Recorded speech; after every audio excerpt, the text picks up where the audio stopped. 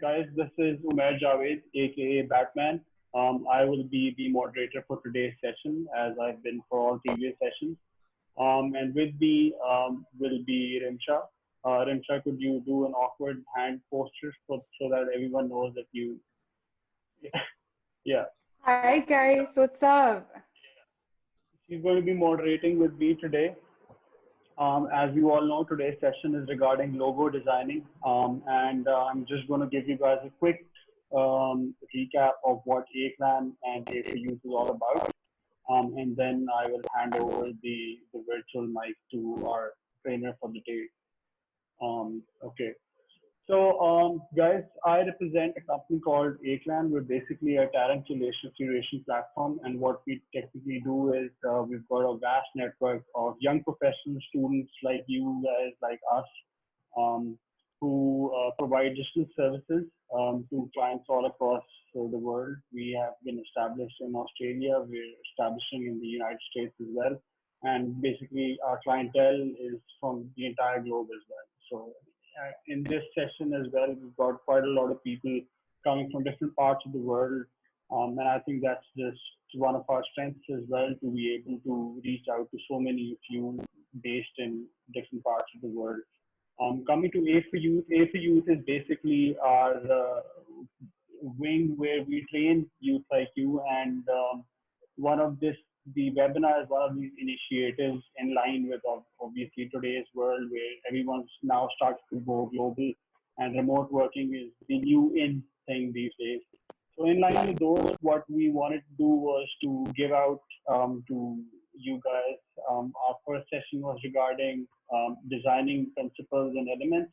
The second session was regarding website development, and the third session is regarding logo designing. So this series is basically equipping you guys with these digital enabled tools and skills which you guys can use to help you out in starting your own business, etc., etc., etc.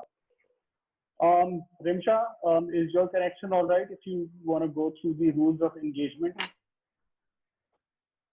Hello? I cannot hear you properly. Okay, that's fine. So Rimsha is having a few problems with her connection. So I'm just going to tell you, you guys, if you guys have any questions, any queries, you can either use the chat, or the mode which we would prefer is that you guys can unmute your mic and then ask the question straight away. Because today's session is designed in such a way that whoever of you has Adobe Illustrator installed in their systems can log it in, open it up, and you can actually follow the steps our speaker would be following today, so that you guys can get a better understanding of each of those tools on Illustrator and what each tool does. And of course, if you're doing it live, you will obviously have questions, and you can ask those questions straight up, straight there, straight then. So the main aim is for this session to be interactive, and we only do these sessions because we want you guys to learn as much as you can. And the more you ask, the better it is, not just for you, but for everyone else. So don't be shy if it's a very basic level question, because most of the people in today's session, their skills, designing skills level are automatically, they're beginners. So a few stats about, briefly, a few stats about today's participants. Most of the people are university students, 31%. And at the same time, we've got 31% people who are full-time employed as well. And then you've got 20% people who are freelancing.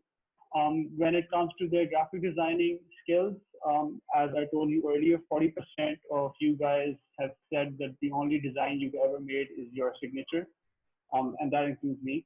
And then 27% can say that they use both Adobe Illustrator and Adobe Illustrator very well. So, I mean, you've got a well-rounded set of participants today, and I hope that this session is as informative as, as it could be. And with that, I think I'll hand over the virtual mic to Mr. Osama Toki, who has currently muted his mic. Hello, Mr. Osama. I would request you to unmute your mic, and this thing Hey is now everyone. yours. Perfect. Yeah, so I've already messaged you guys earlier on WhatsApp regarding the ground rules. Wait a second. So I'm receiving private messages. I guess people have yet to figure out like how to send messages to everyone. So guys, you go to the to section and then there's this option where you can search everyone, because I won't be able to cater to your questions if they are, you can say, addressed privately to me, because I'll be focusing on the working screen in itself. The reason of asking everyone oriented questions is that Umair or Rimsha can take that on and then they can ask me, or you can simply unmute yourself and then ask the question directly. So yeah, my name is Usama Tokir. I'll keep it very brief. I have this tendency of talking on and on about myself and the organization in itself. So I'll keep it brief. I'm the managing partner of A-Clan. I also happen to be the creative director of A-Clan in itself. That means everything related to design and aesthetics, that kind of is my department and my forte, and I'm responsible for that. Today's session, we realized that many of the people want to do logo designing per se.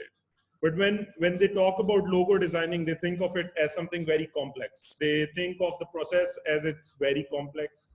They think of it as if it's pro enough that you won't be able to indulge into that right away.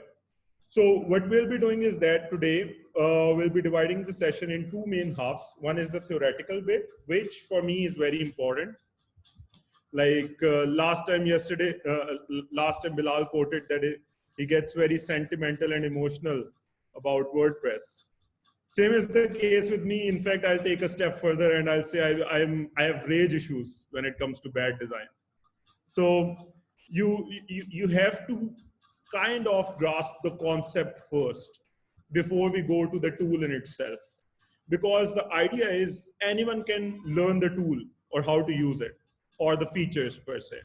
But not everyone can grasp the whole aesthetical point of view or the conceptualization of any good brand identity.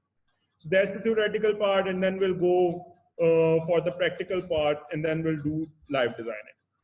For that matter, what we'll be doing is that we'll be, instead of coming up with the hypothetical, you can say, brand identity. In fact, Umair and I were discussing this earlier on, that we would take in, wait a second, which tools are used for logo design?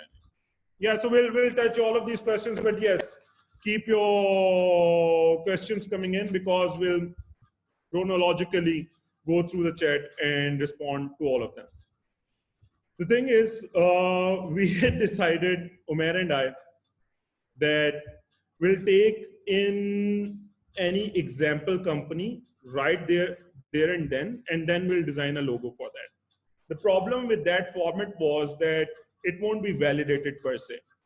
So what we'll be doing is that we'll be dissecting a recently created or developed brand identity, which we did for one of our major clients. And then we'll take you step by step that what issues we faced on which step and what you have to do when you are thinking about a brand identity, right? For that, I'll be taking parallels in terms of stories, in terms of fables, but let's start from the very beginning. I'll consider myself, as you can say, accustomed to design and Photoshop and Illustrator as to you guys, and we are talking about the year 2011 per se. So basically, when we went to NUST for our software engineering program, they were not very, wait a second. So, wait a second, guys.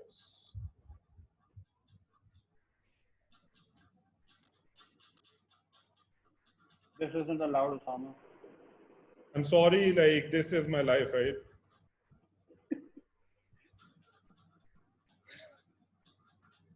Wait a second. Yeah, so, okay. Airplane mode on. Done. Yeah.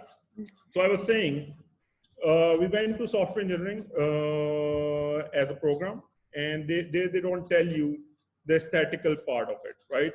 But we had this idea that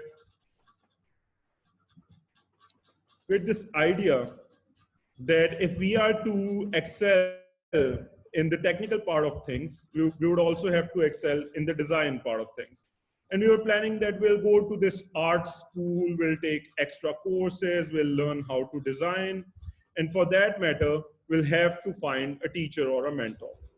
And this is the conceptualization of logo designing, or let's say arts in itself. In matter of fact is, it's more of a cultish behavior. Like the idea has been propagated as such that no noob, or let's say no beginner, can come up with the professional level logo design. And this is what we thought of as well.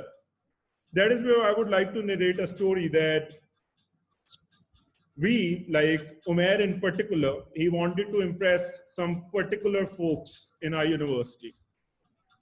And he was like, hey, I would rather buy a DSLR, take a nice photo, put a photo on Facebook, and then the thing would be done, right? The deed would be done. But the deed would not have been done without proper editing. That's where I, being his best friend, came to his help, and I was like, hey, you take a very nice photo with these lights. I'll go on YouTube and I'll search how to edit a photo. That's where, for the very first time, I typed how to edit a photo on Photoshop. And that was on YouTube in 2011.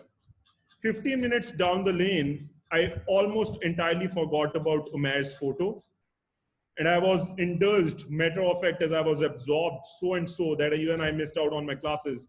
I was absorbed in the world of design in itself. What I was doing was I was randomly doodling. I was randomly designing all across Photoshop. And it was because of the fact that that video had equipped me enough with the basic tools in itself. But still, I was not really able to come up with the professionally grade, like professional grade logo per se, because there still is some process which has to be followed, right? Fast forward, let's say we are sitting in 2020, and not a very good year to refer to, but still, like we are in 2020 and we are making professional grade logos on an empiricist approach. Like we never went to any, let's say, art school. We never went to any proper mentor. We never went to any agency to see how it's done. All we did was we saw a couple of videos, then we were exposed to the market in itself, and then we started designing logos. So what we'll be doing is that we'll be engaging you with that 8 years of experience. We as an agency, matter of fact, is one of the top class marketing and design firms of Pakistan, have experience so far, and will be trying to, you can say, disimpart that knowledge to you guys in a matter of 30 minutes. So let's say all of you are aspiring to be designers, and you are coming to A-Clan as interns. And today is your first orientation day. And I tell you that, hey, there is this one client, and that one client is very important for us. We have no time to train you guys per se that what kind of a tool is used for logo designing. We have no time to tell you what raster images or vector images are. And all you have to do is you have to sit through this one meeting with us and see how it's done, right? And this is the role you'll be obtaining as of now. As of now, just forget about the tool in itself. Forget about Photoshop, forget about Illustrator, forget about Corel or any other, you can say, tool for that matter. Umair, you wanted to say something. It felt like that you want to say something. No, I was clever with the hand gestures, so that's fine. I see. By the way, like you can use the chat feature to ask questions, or you can simply unmute yourself and then you can ask questions. So here, this client, and it's a real life story per se. This client is Sendoso, and they want to come up with a community based for techies. And this is where I would like to share my screen. Wait a second.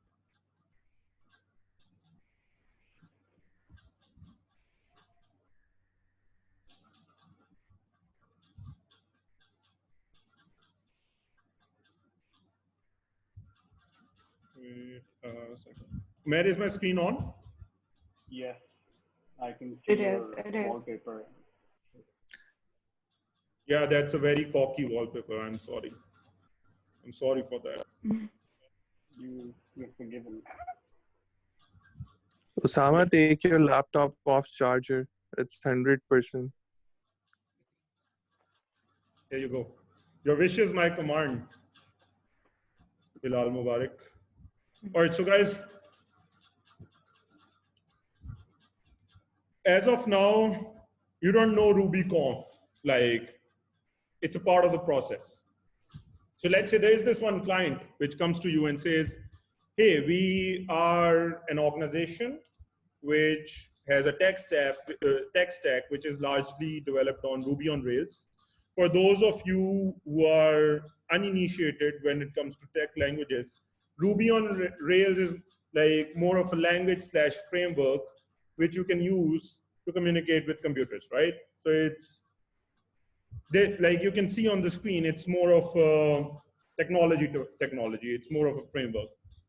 And what they wanted to do was, they wanted to come up with a brand which represents, by the way, Umair, my screen is visible to you guys or not? Yes, absolutely it is. Yeah, perfect. It is. It is visible. Perfect. So now consider me the client, and I'm giving a brief to a client. Now, let's say I am Sendoso and RubyConf, and I tell you that, hey, we are thinking of developing a community. We don't know the name of that community yet.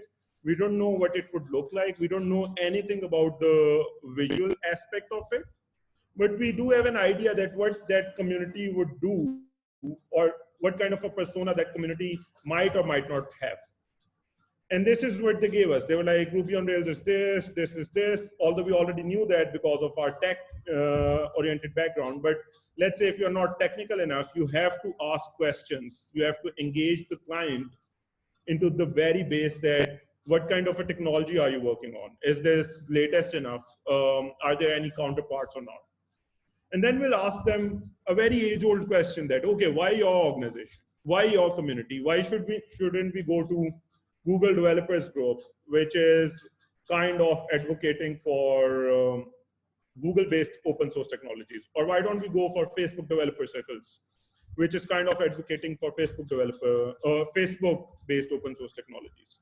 And this is where they come up with this, you can say, SWOT analysis that, hey, Ruby is easy to get started, it's consistent, cost-effective, blah, blah. And you'll see like pretty much every brand would give you the same set of characteristics which their counterparts or competitors have, until and unless they are a groundbreaking breakthrough brand, which at the time we are not considering in the scope of this one workshop in itself. So then we'll ask them, okay, so what do you want to do with this one technology, right? They'll say, we would like, so there's this one community which is pretty global. In Pakistan, there's no community per se, and by community, we are referring to a brand.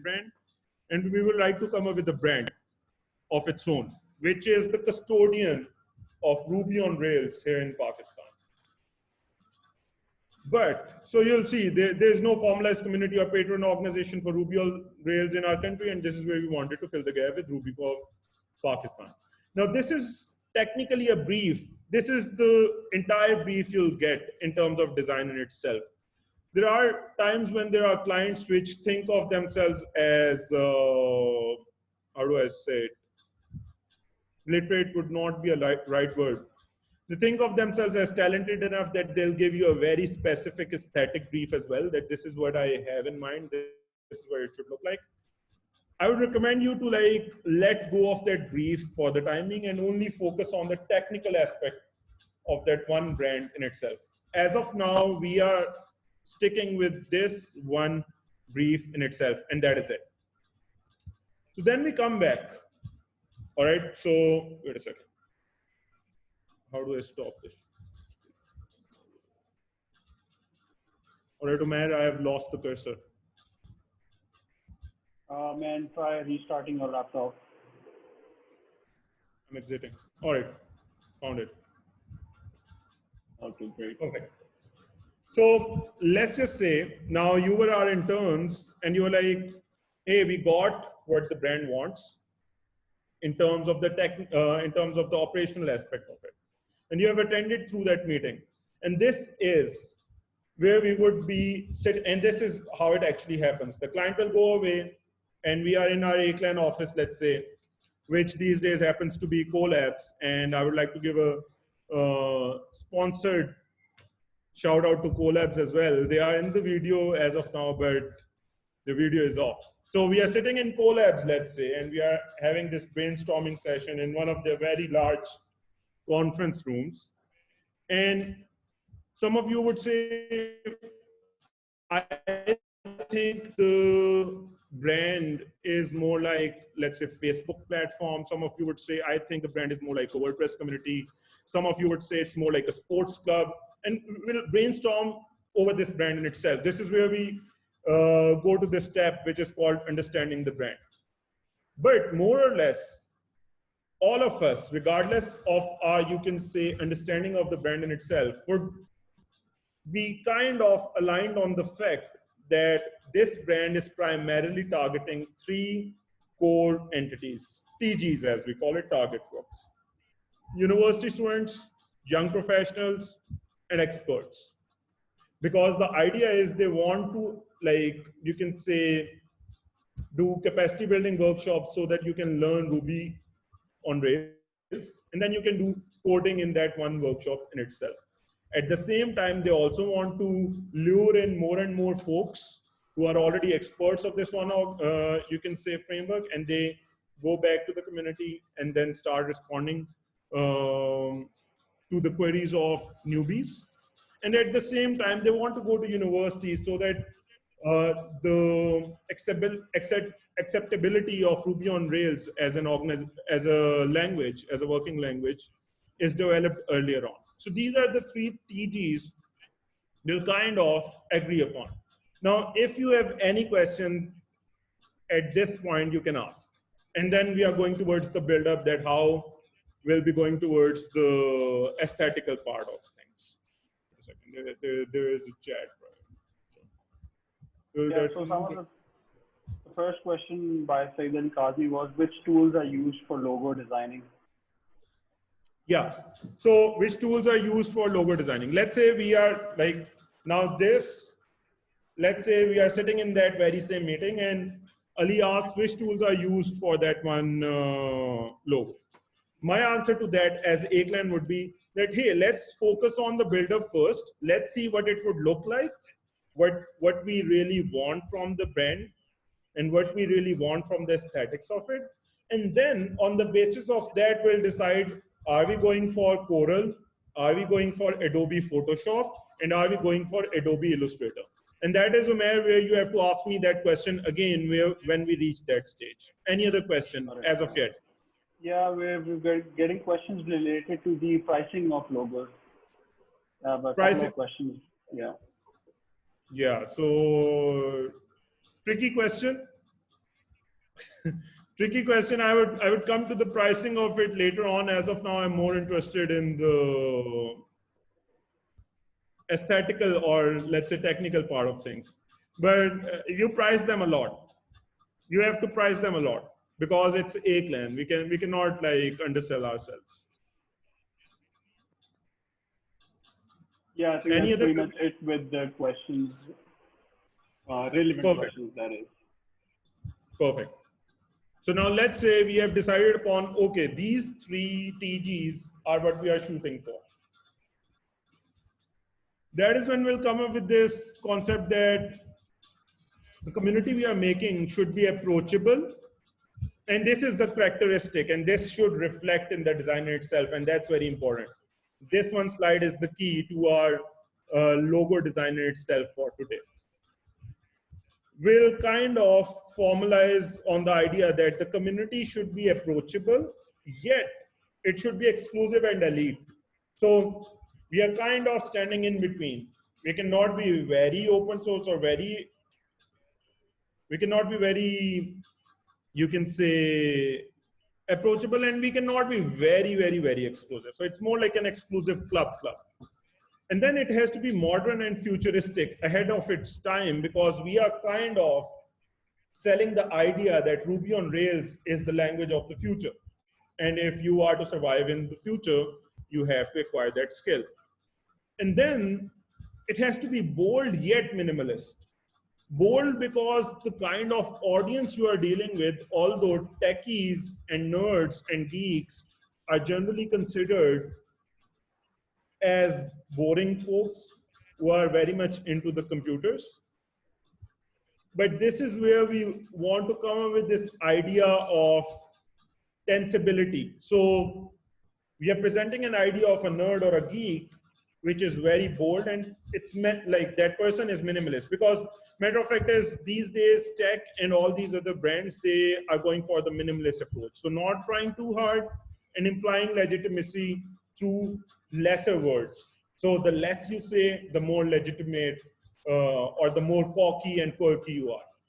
Point being, we want to come up with a very quirky, very cocky, very attitude-oriented, modernistic brand. And this is the idea of this one brand in itself.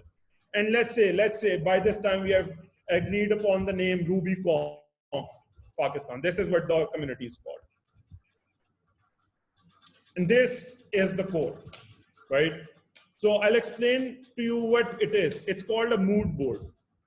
This is where you go back to the client, or you'll simply, so we are sitting, again, all of us are sitting on a round table and we call the client that way. As per our first meeting, we came up with this one mindset or with this one persona. Are you okay with that? Like, are you okay with this one persona that the brand has to be quirky, cocky, and blah, blah? And if they say yes, then we'll be like, okay, when do you imagine your brand as a person or as a movie or anything? What do you see? How do you visualize that brand? And this comprises of the mood board in itself. The client at this stage would say, I see, like I visualize something which is related to Matrix, the movie. It might say I visualize something which is all blacks and whites. It's almost like a neo sci-fi movie. They might say neon colors and blah, blah. And this is what it was. They would be like, okay, we want to visualize a very cool ass hacker sitting and hacking stuff. So this comprises of this one mood board in itself, and this is how it was done, right? Any questions so far related to the mood board or related to the brand persona in itself?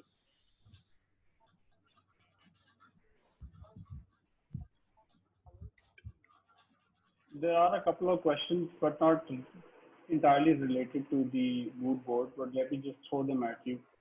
Yeah, sure. The first question by Saeed Ali Kazmi is how logo looks in a brand identity design. Sorry, I didn't get the question. How logo looks in the?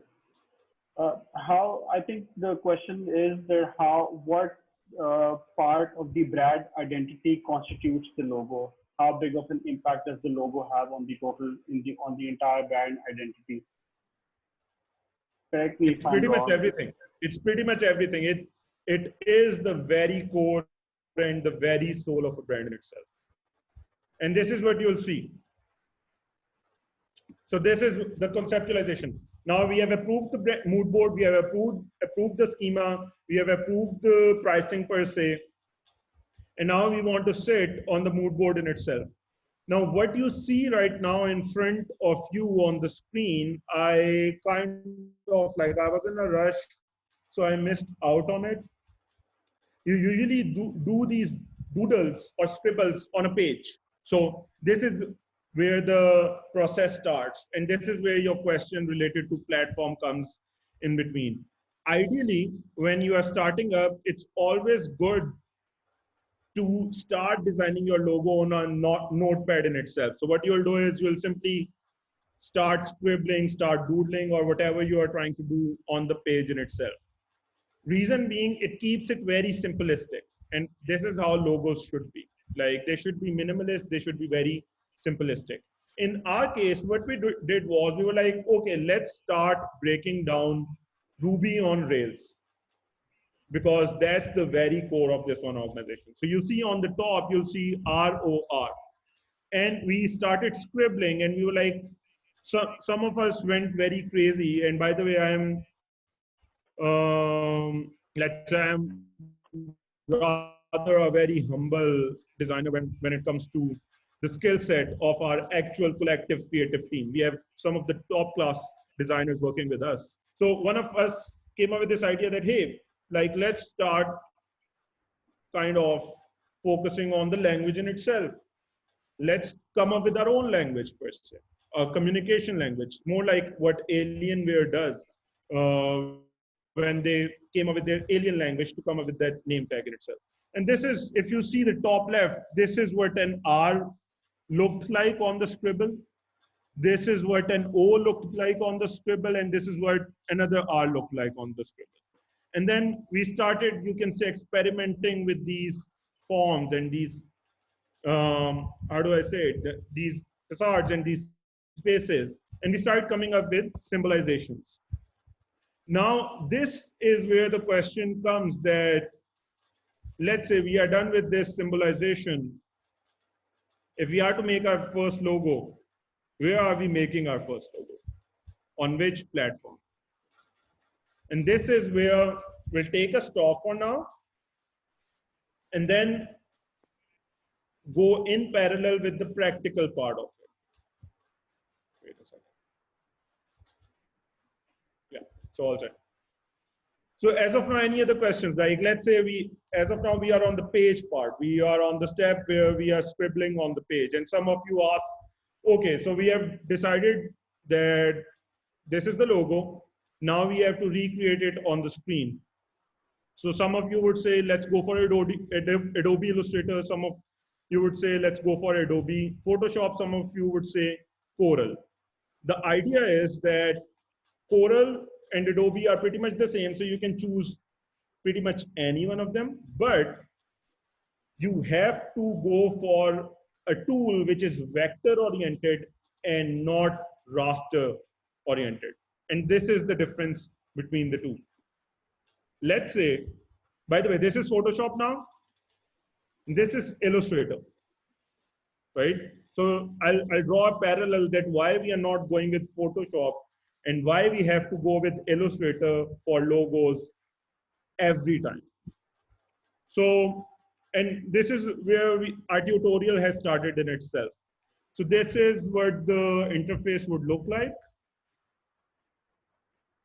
And then you go to File, you create New.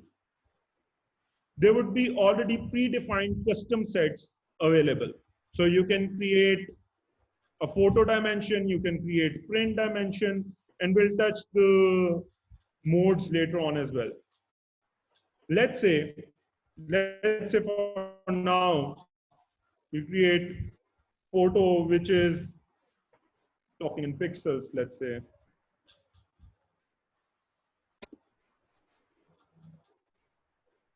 So Mary, you can see the screen, right? Yes, I can see that you opened Photoshop. So I've decided 1000 width, 1000 height. They are in pixels, 72 dpi. And this is very important. This is the color mode. If you are going for the screen-oriented designs, you'll go for RGB. If you are going for print media, you have to go for CMYK. By the way, regarding these features in itself, you can ask questions as well. But let's say we said create, and this is it. Now we are all set with our basic. All right, so this is what the canvas would look like. Same drill on Illustrator. We go File, New. Again, 1000 px, 1000 px. All right.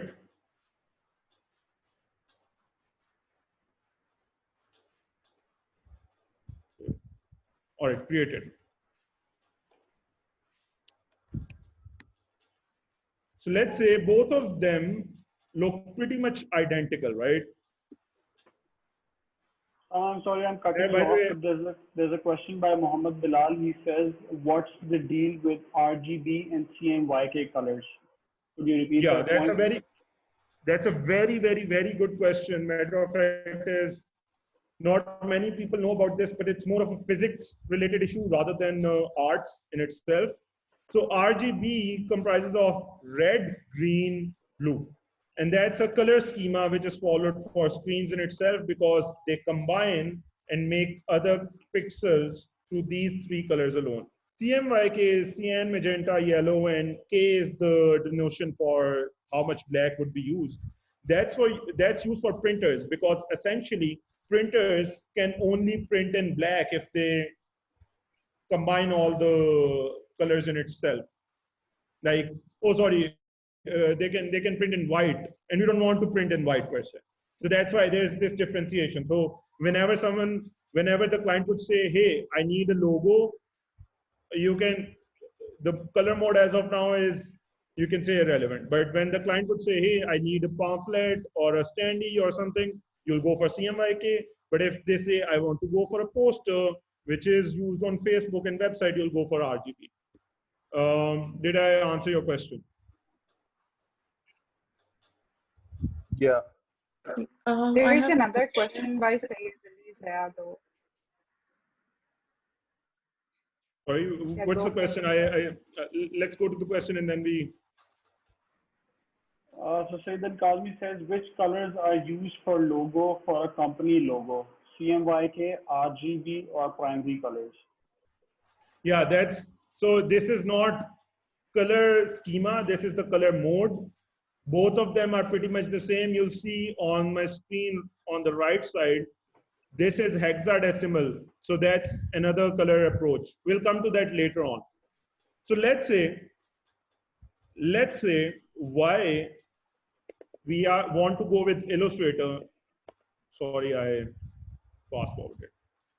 Now this is Illustrator, this is Photoshop. What we'll do is we'll create a simple logo. Or let's say we create the flag of Japan, for instance, as the logo, right, for the time being.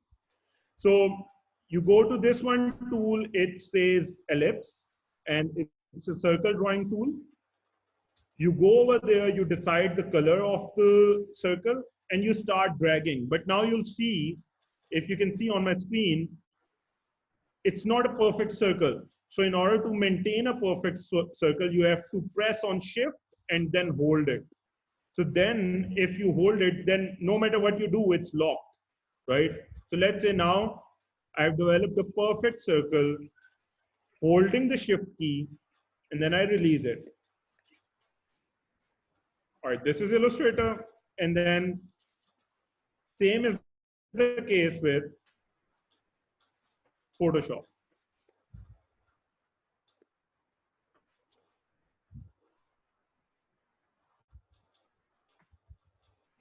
Now, this is the most important part where you need to understand vector images versus raster images.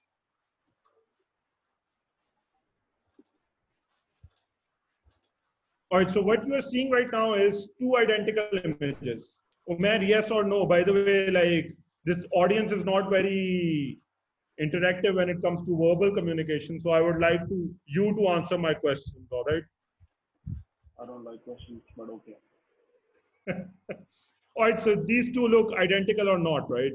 Yes, they do look identical. Yeah, but they're not exactly identical. Reason being this circle on Illustrator is actually an algebraic equation. That means no matter how much you zoom in, it will never ever pixelate. All right, so as of now, you can see on the screen, we have zoomed in 61,812%. It would never pixelate. Reason being, it's not a pixel, it's a vector image. This is what Illustrator is for. Now let's go on Photoshop and try to do the same thing. Zoom in over here, it will start pixelating. Over there we went 60,000. over here we are only at 66, but you can see these boxes. You can see this pixelation. Now it happens because Photoshop is more of a raster software. Illustrator is a vector software. That means if a logo is designed on that, then it's kind of universal. You can, matter of fact, you can even, you can say print it on the entire globe and it would remain intact in terms of its position. Whereas on Photoshop, it's basically a code which says, okay, this one pixel in column this, in row this is this colored. So if I were to pick, this is how computers perceive vision. So if I were to pick, wait a second, the color code of this one pixel is different than the color code of this one pixel. All right. Any questions with regards to Photoshop versus Illustrator? Like why we are not going with Photoshop and why we are going with Illustrator? Is this, you can say, settled or not?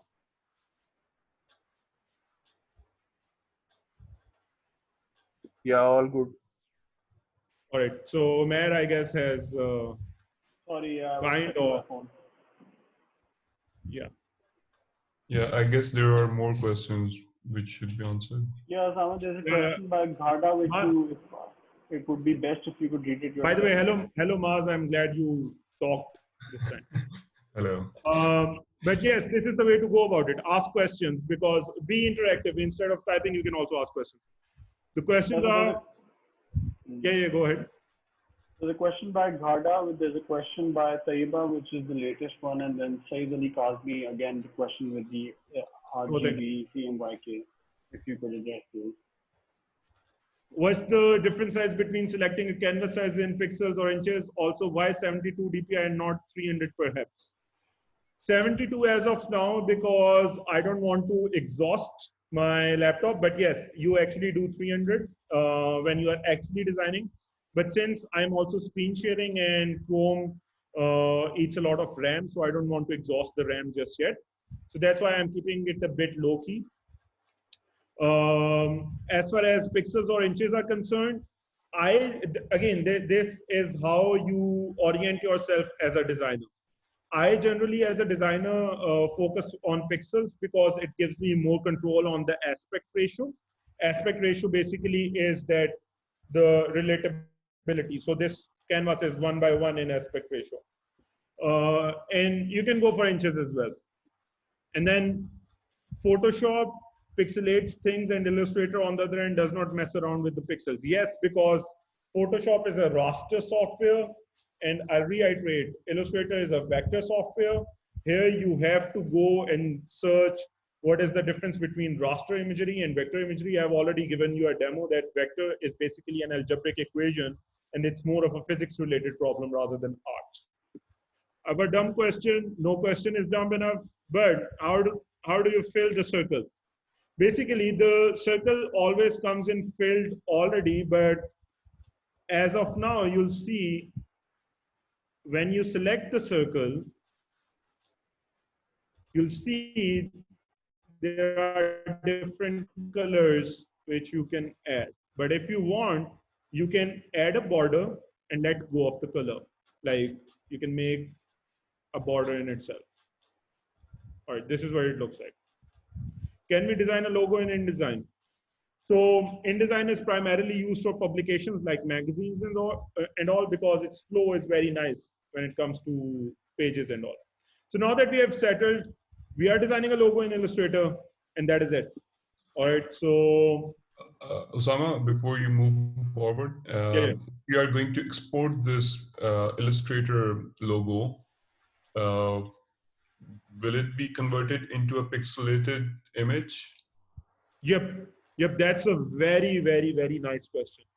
Whenever you export an Illustrator logo, it would pixelate because it would be going into any of those raster images format.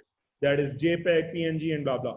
How much pixelation happens depends on the format you choose, but The idea is, the ability with Illustrator is that you can export a file of, let's say, 10 feet by 10 feet, or you can export a file of like 1,000 feet by 1,000 feet, and it would still remain intact. All right, so let's say we have now on the table, I've given you a demo, and we are sitting, and you guys are interns, and I've explained that this is why we are going with Illustrator, right? So we say, okay, we have come up with the concept, we have decided the tool, how should we design the logo? And this is what we actually did.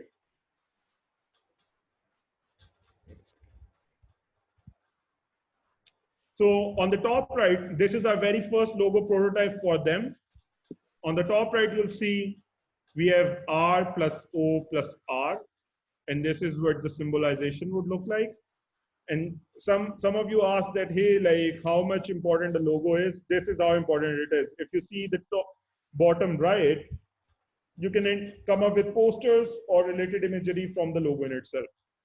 This is the very first logo prototype which we submitted. The conceptualization was the same, which we did on the page. And now this one image is done on Illustrator. All right. This is the second. This is question. Yeah, go ahead. Go ahead. Sorry, Radha. Oh, I think someone else asked it in the chat as well before. But like, how do you determine whether to add a symbol as well and not just stick to text? Because some logos are just text. Yeah, that's very important.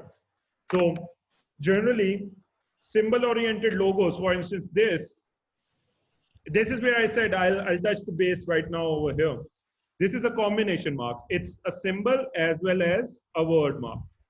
And over here, the whole idea of keeping it different and keeping it intact is because if the client says, hey, I don't like the symbols, but I like the word mark, and this is the logo in itself, then this is the logo.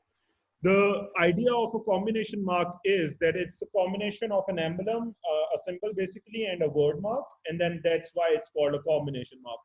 If you were to say Facebook, Facebook is a word mark. If you were to say YouTube, it can be kind of considered as a combination mark because there is a play button in there as well.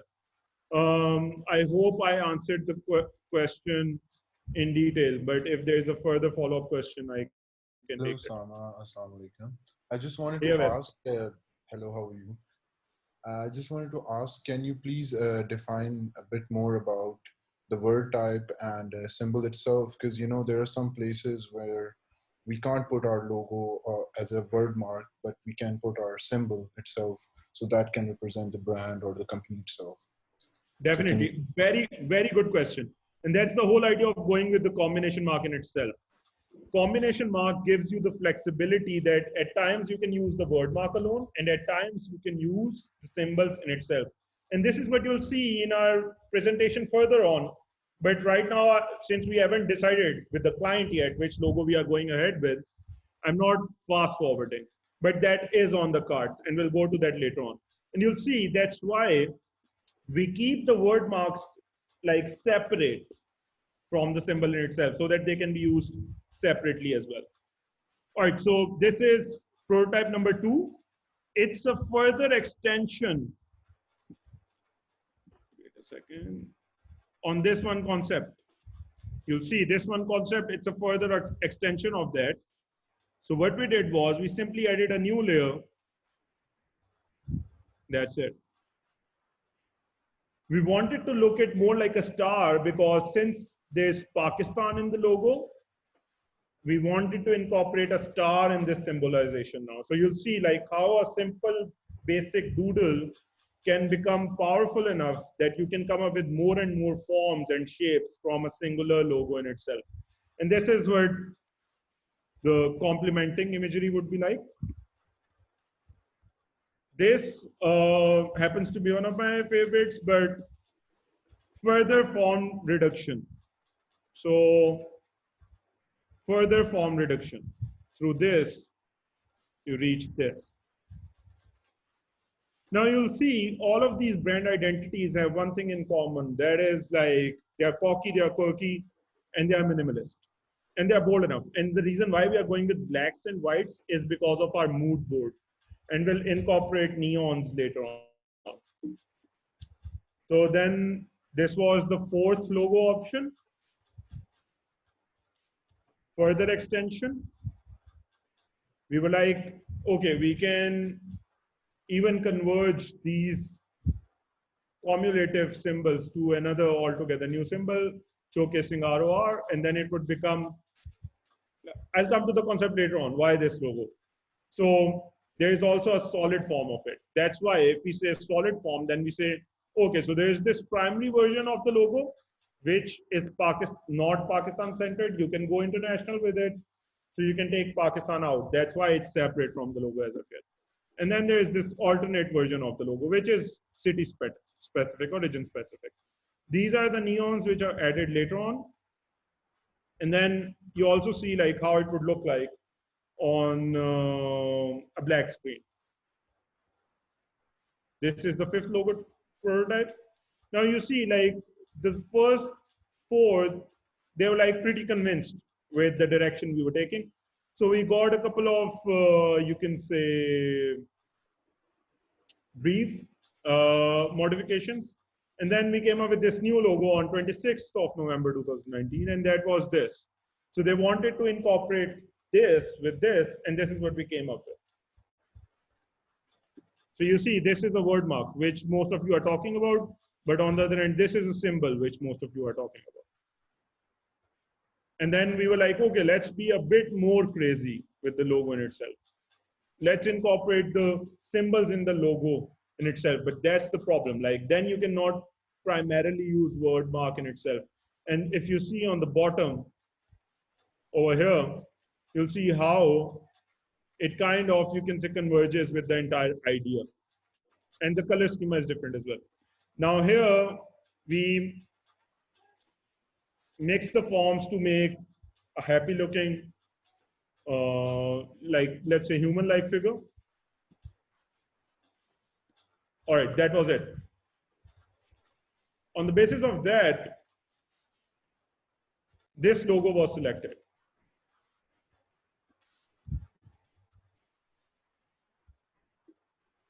Any questions so far? We do have a few questions. I will advise if you have a look at the chat. So Mohammed Bilal said, is font selection important too? And then Saeed Ali Kazmi is asking, you know, how can we design animated logos? Yeah, so first, font selection. Font selection is very important. That is where I'll just dissect this logo for you. And that is where we discuss why we went with this font and why you can say like such a weighted font in itself. As far as animation is concerned, pretty much any static imagery can be converted into an animated object. But by nature, logos are always static. They are not animated because they have to be printed on letterheads and stationery as well. And then you cannot animate it. So your question is answered in this one slide in itself. So as soon as we have this, we can animate it whatever way we want, just like you can see it on the screen right now.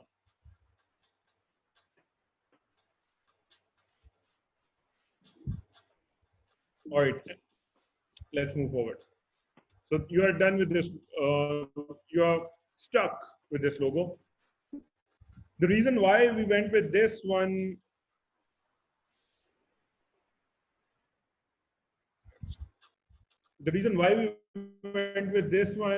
font style is because it's bold and it's solidified, it's heavy. And we didn't go with other fonts because they were light. It's because the canvas we created in the beginning was supposed to be like this. And what does it do? It gives us the flexibility that we can come up with its hollow version as well, wherever needed. Whereas with the simplistic thin font, you cannot do that.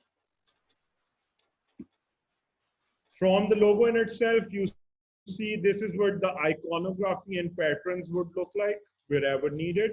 And this is from the logo in itself. This is from everything which you have seen so far is from that very basic dribble, the color palette. primary typeface, secondary typeface, body captions. And you have to define these colors as well to the very specific color code in itself. And this is where it comes. Wait a second. Now that we have settled Photoshop, I'll be closing Photoshop off.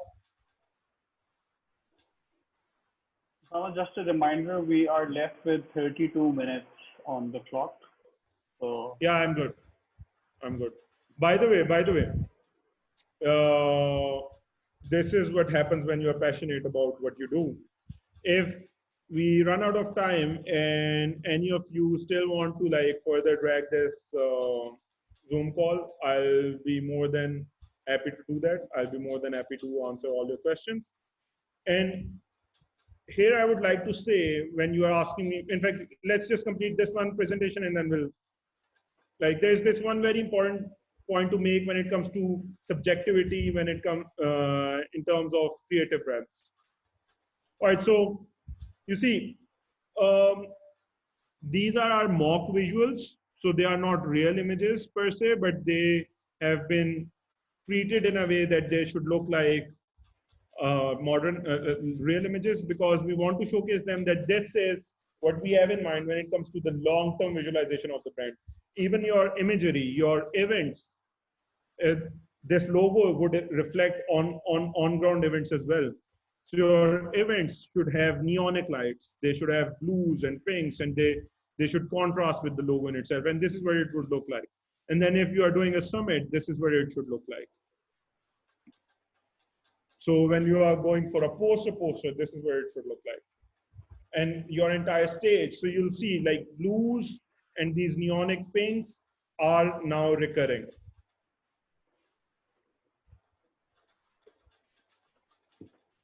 we have a question by Sayyid Ali. He says, how is a mock-up selected for the logo?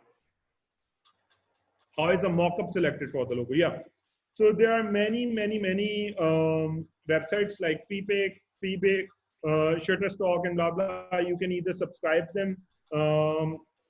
We as an organization stand against piracy, but still there are many other torrent-like websites where you can go and download mockups, or you can create your own mockups in itself. You take photos of a couple of image things or objects, and they are logoless, and then you place your logos in itself.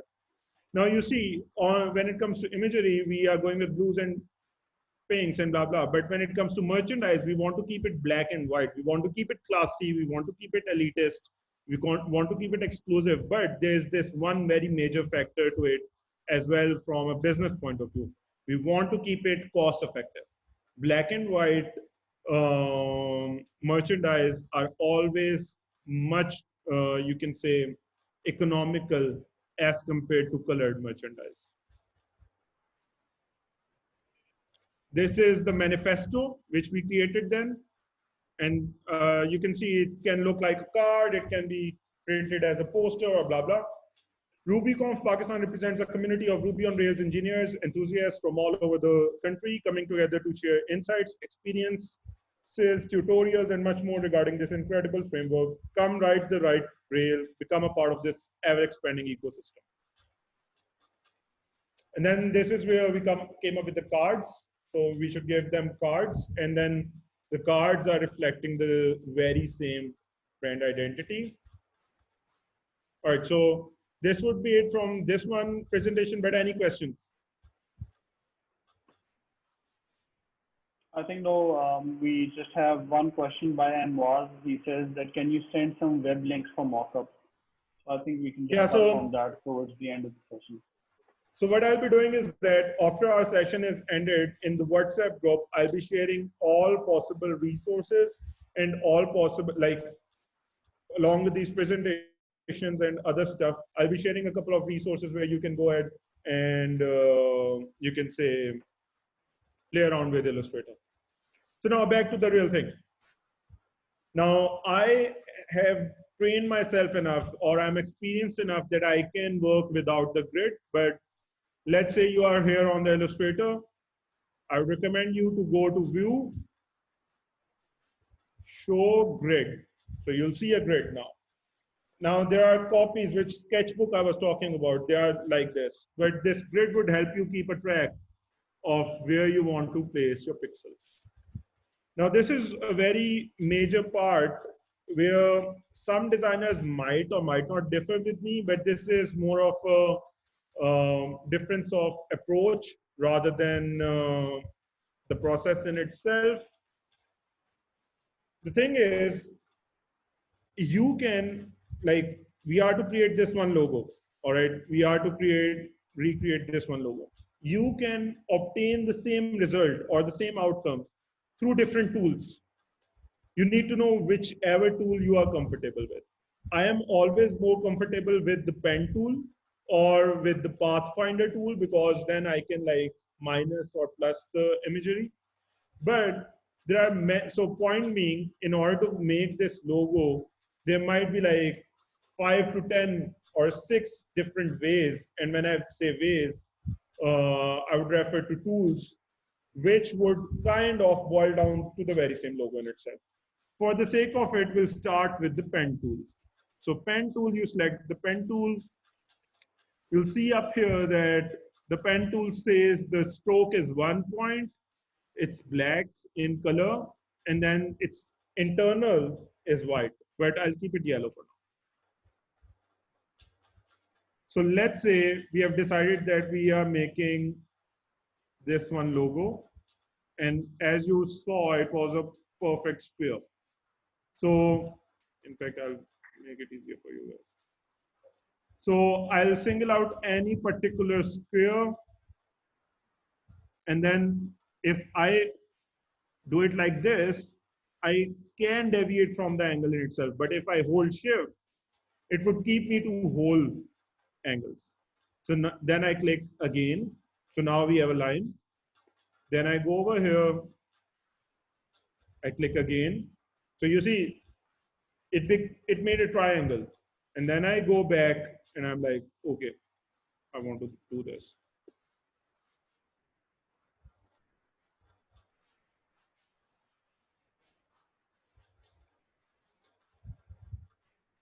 So now you have an hourglass looking thing, which was our initial symbol.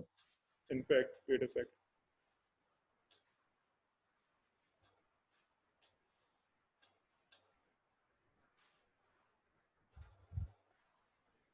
Let me organize it a bit. Matt, any questions so far? No one related to the pricing, but I think let's discuss the pricing towards the end of the session. Yeah, I'll discuss the pricing. That's for sure. Like, it's not like we are skipping out on the pricing bit, but the whole point is, for me, it's more about the tool as of now rather than the pricing structure. Yeah, so you saw the dribbles. Yeah, sure. Go ahead. Okay, so with this particular company, we're going towards something that's more minimalistic, more clean, more precise, elitist, like you mentioned. What if we're working with something that's the exact opposite? Something yeah, so here's the thing. Like, the reason you know, why, like for example, sorry, go ahead. so for example, if you're working to design a logo for, say, a dhaba, like a restaurant, a dhaba style restaurant. Yeah. Instead of instead of being aimed towards, you know, a higher class elite, whatever, it's aimed towards more common folk, layman kind of thing. So as in the style wouldn't be clean cut minimalistic for a dhaba style restaurant. No, so like I said, it has nothing to do with the logo as of now. It has to do with the fact our very first brief. Let's say, again, we'll come to that later on, because once I finish redoing this one logo, I'll talk about other brand identities which are more youthful, which are more dhaba style, which are very communal. The whole point is, as soon as your mood board changes, as soon as your brief changes, the logo's identity change in itself as well. So we'll be touching that later on. But yeah, it won't ever be suitable for a very Java-oriented non-quirky logo. So let's say you add 2 strokes. You can increase the strokes, blah, blah. You can decrease them. But you see, the solid part is yellow. You have a boundary which is black. Let's say we stick with this. Now, here's the thing. We don't want this yellow because it's not in our logo. So we would say none. All right, so now you have this one symbol. Now let's say I'm like, okay, this is too sharp. On the other hand, this is not, like, you can say, identical. So what I'll do is that I'll go to the stroke menu, I'll click on it, and I'll say, I want the edges to be round join. Or you can clean cut them as well like this. But I would say I want them round join. On the other hand, I would say I want my cap to be round as well. And here you'll see it would reflect over here. So now it's round. This, as of now, is not applicable on it. It is applicable on different shapes. So let's say you have this now, right? Considering plagiarism, we are already aware of Control-C plus Control-V. So here you go. All right. And then same is the case with, it's a very simple thing. You just create a diamond.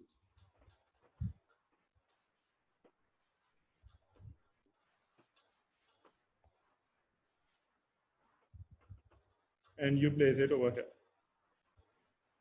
Then, in order to make sure that they are center aligned, in order to make sure the distances are right, you go to align, and you'll be like, wait a second. I want them in the same line, centrally aligned, and I want same distance. So now see, wait a second. See, you'll see over here, it would shift to the right a bit. All right, so now we have the logo so far. Let's say we say that it should be the other way around. It should be the inverse. Simple trick, you just go there, you select black, and then you cancel it. It's pretty simple. All right. Let's say we have this. Now the font. You said font. Font is, for me, it's the most important bit of any logo. Let's say,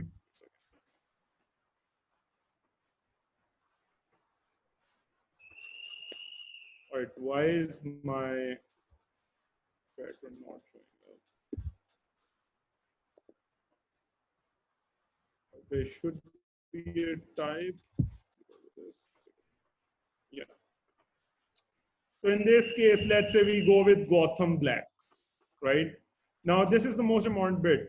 Like, you can also play around with the logo in terms of its distancing, in terms of its, you can say, width, body, and all. But let's say, go with this. Here you can, I would be like, okay, there is a lot of distance in between. So I'll go to this one panel, which is under character, and I'll change the spacing. Either I can decrease it, or I can increase it, or I can come up with my own number as well. Like, I can even go beyond 200. And then we have like conf. Let's say this.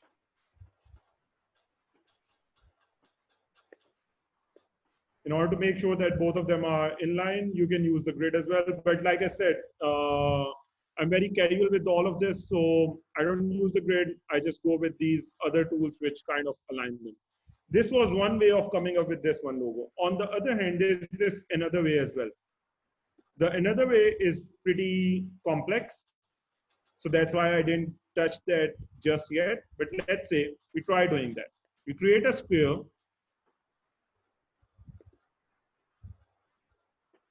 and we rotate it.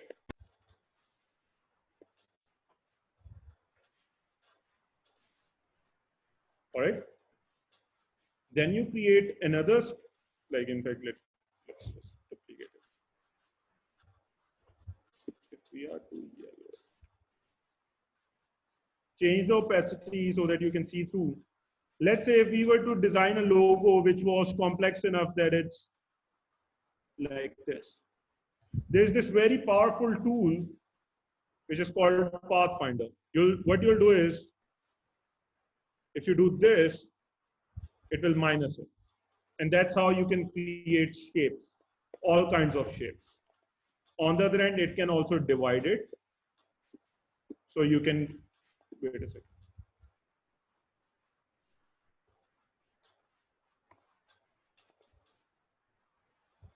So you can play with all of these shapes, or you can decide, okay, I don't want, wait a second.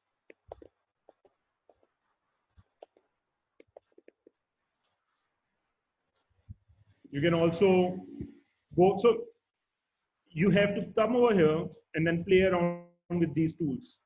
It's more of a mathematical play, like you'll have pretty, like you'll have fun playing around with this one tool in itself. So point being, whatever logo we created, it can be created through this as well. And then there are other complex types which are related to circles and which involve curves. So any question so far related to the tool or related to the logo, and then we move forward further ahead that what kind of you can say follow-up graphic would look like when it comes to Ruby. So Osama, I guess we had already decided what we wanted to draw, right? So Yeah. do you recommend we do that on our notepad first, or we just start from scratch on this screen? So ideally it should be on the notepad for beginners. But as of now, all the expert designers, they simply straight up jump to the screen itself, including myself, because the whole point is I can kind of see through the canvas. For me, this in itself is the pad as of now, because I know that what I want to draw. Matter of fact is I can even draw like whatever I want to draw with tools like these, for instance. It can be like, it's more of a game in itself. But the whole point is, if you're starting up, the best practice would be that you create it on the draw, because on the notepad, because the notepad comes up with these dotted lines, which would give you a sense of a grid. Once you have the grid met, I don't even use the grid. So for instance, my workspace always looks like this. But I already have some sense of the grid now and some sense of margins, so I jump directly to the tool. Cool, thanks. Perfect. Any other question? No, I think not relevant right now. Although let me just, so Saeed Ali Kazmi says, what time does it take to learn a logo? What time does it take to learn a logo? Yeah, I mean, what time does it take? I mean, if I were to, let's say, start to... I think he meant what, like, how much time does it take to, like, design a logo or something? It's in front of you. We just did it in 1 hour. If we are only talking about the process, if we are talking about the brainstorming process or the conceptualization of it, typically, if you are sitting with good folks who are creative enough, it would only take like 15 to 20 minutes to come up with the workable concept. If you are working with like, how do I put it, noobs, it might take you like 2 to 3 hours, or at times days or weeks. But at the end of the day, it's about it all is dependent on the client in itself. Here, there's this very important thing. Wait a second. Here, there's this very important thing which I would like to highlight, that there's this very major debate of creativity is subjective. So a client can come to you and say, hey, I want crap, but for me, it's good enough. For you, it's bad. And there might be a case within your own team in itself. You can say this design is crap, but another designer might say this design is good. There's a very nice analogy to it. Let's say you have a room and you have like 100 objects in that room. Now you can arrange those objects in whatever format. There would be 100 factorial ways of doing that. But whoever would arrange that, they would arrange it in a very different way. So it's very subjective, right? So if someone comes in and says, I don't like this arrangement, you can argue that, okay, that arrangement is what I like. But you might not like, for instance, for me, this arrangement is subjective and it's creative enough. For you, it's not. On the other hand, if a room is messy and it's dirty and like it's jumbled up, it's not aesthetically placed in its format, then whoever would see that they would say it's crap. So you have to avoid that one zone. Like, yes, creativity and design and aesthetics can be very subjective, but at the end of the day, there are some rules to the game. Human minds are psychologically designed in a way to identify patterns and feel good about them. That's why you'll see balanced logos are more aesthetically pleasing. That's why you'll see recurring patterns as they are in the nature, they would look good to us. So at the end of the day, anyone can argue that, hey, it's an utterly crap logo which you guys just created. And Yeah, I have a question. yeah, go ahead. I feel like that perspective kind of changes when you're working on it yourself. It's different than when you see someone else's work. And it's different when you're looking at your own work, when you're actively working with it. You don't get that same perspective with respect to balance or, aesthetic. At least for me, I feel like if I look at someone else's work, I can tell that, this is aesthetic or pleasing. But if I look at my own work, I find I have a really hard time figuring out whether I'm going the right way. That's an 100% accurate, you can say, issue. And a matter of fact is, it's not related to arts in itself. It's also related to startups. It's also related to whatever we do in life. There are times when if you are doing something, you might like it, but others might not. That is where the concept of validation and step-oriented approach kicks in. Always work, like when it comes to creative domains, it's always good to work in teams because teams can bring in different perspectives. Now you'll see this logo at the end of the day also represents a bow tie. It also represents an hourglass. These were the visualizations which other team members approached with. And they were like, okay, is it a bow tie? Because it's a good concept, because bow ties are for like big balls and they are for exclusive events. So that kind of represents an exclusive community in itself. One person said, okay, is it a time hourglass, like that sand glass? Because yes, it represents the timelessness of a community. So it's all about, you can say, validation. It's all about perspective, but it's never recommended to work in silos. It's never recommended to work all alone, because then you can go down the spiral of an entrepreneur's paradox or dilemma, that they'll consider it that just like every mother says that my baby is very pretty, and like the entire world would say that that person is very ugly. It's the same dilemma, right? So no, I was speaking about it in a different sense, where you critique your work a little too harshly, as opposed to, I mean, you could come up with something that's perfectly fine, but you just feel like something's off about it. So you're always stuck fixing things, like, like proofreading a document when you read your own work. That's profound and that's very accurate, but it has to do with the psychological personality of a person as well.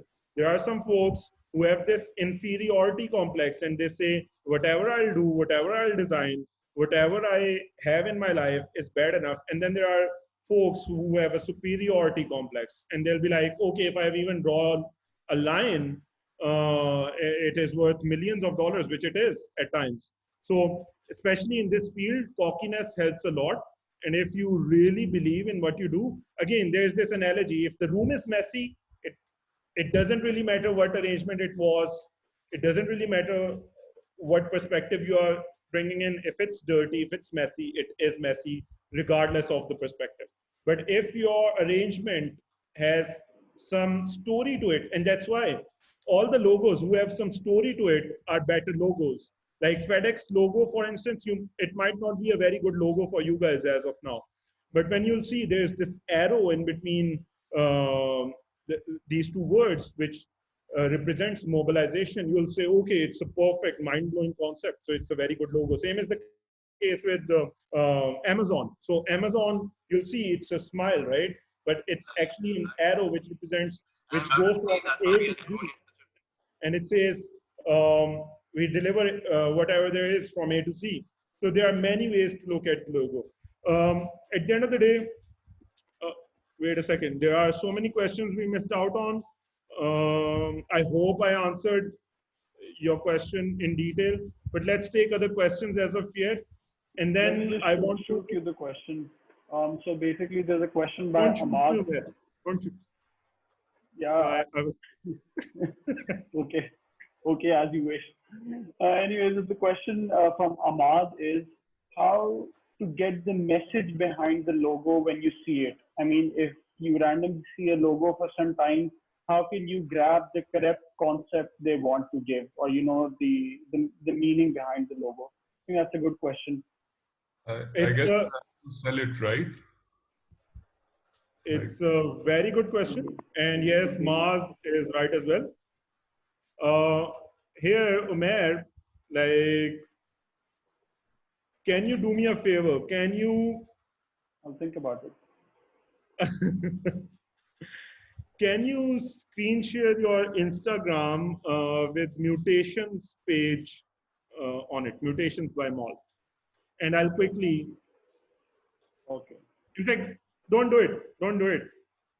You might end up showcasing stuff which we are not supposed to see. Wait a second. Let me show you something which would answer your question in a way.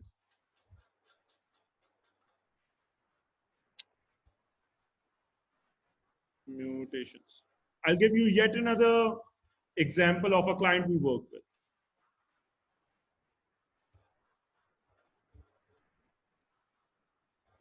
All right, can you guys see my screen? Yes. Yes, you can. Mm-hmm. Yeah.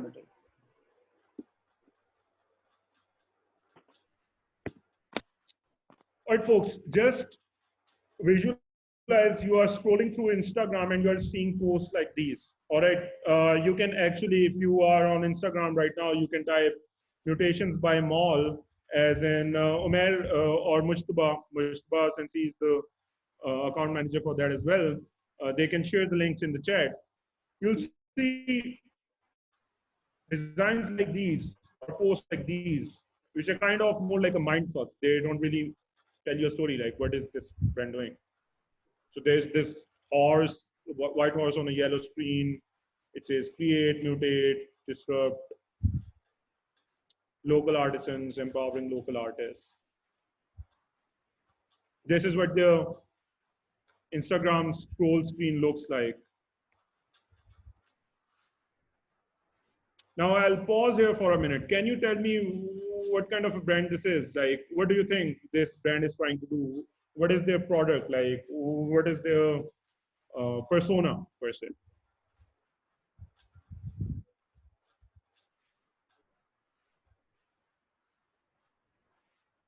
I feel like it would be something with respect to accessories, maybe clothing, something clean, classy. Ideal, yep. This is pretty much it. So I'll talk you through. This is one of my favorite, you can say, brands which we work with in terms of brand identity, and its client is one of my favorite clients as well. That guy really understands us, and we understand him, and that guy has given us an open canvas of doing stuff which we really believe in and coming up with crazier and crazier brand identities. So all right, before we go to this, I guess you have already seen the Instagram. I'll assume that that guy came to us and he was like, hey, I own a company which sells high class items like leather products. And leather products generally are very formal and they're very expensive and they're very elitist. So this guy was like, I also have a knack for being very artsy, for being very casual. And I want to come up with a brand which is like kind of mixing the two. There was this Seath, if I'm not wrong. He gave us this one benchmark. He gave us this one brand to look dissect in terms of his brand identity. At that point, he didn't have a name. Same drill as of RubyConf. He just came to us. He didn't have a name. He didn't have a logo. He didn't have anything. And he was like, this is what I want to come up with. I want a brand identity. I want a logo. I want everything. I want social media marketing. And this is what we are doing with RubyConf as well. If you go on their Facebook page, if you go on their Instagram page, if you go on their events, you'll go on the page and you'll see events.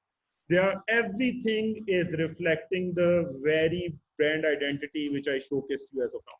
So this guy came to us and we came up with this idea, okay, so we are technically mutating two different realms. We are technically merging two different realms. So the name can be mutation, and this guy is a Malik. I'm a Malik as well. So we said, okay, let's make it a bit more cocky. So we said mutations by Mel.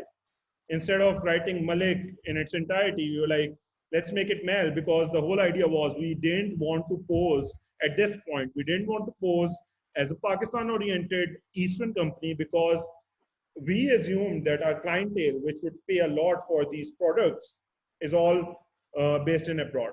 But our artisans are key. The whole point was we really want to stick to our roots, and we want to kind of, you can say, give opportunities to our artisans as well.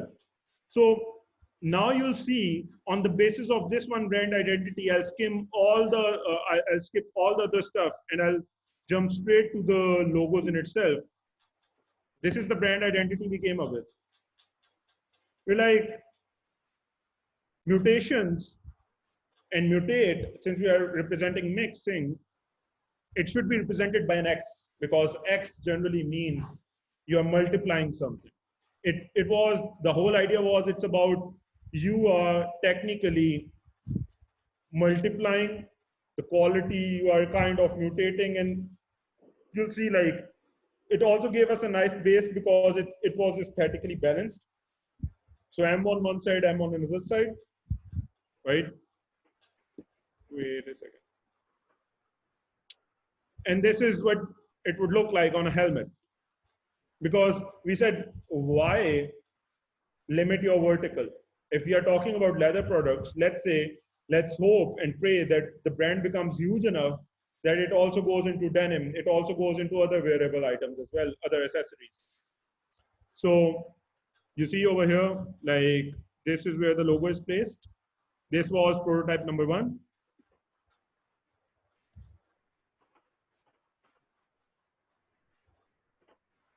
Prototype number 2, same concept, but this time around, it's also looking like a stand.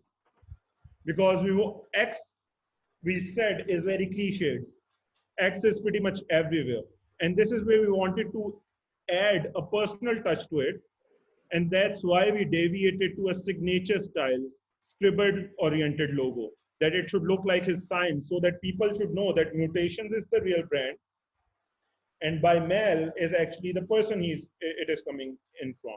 So you'll see this is what it would look like in terms of branding. This was another concept, negative space. Lust.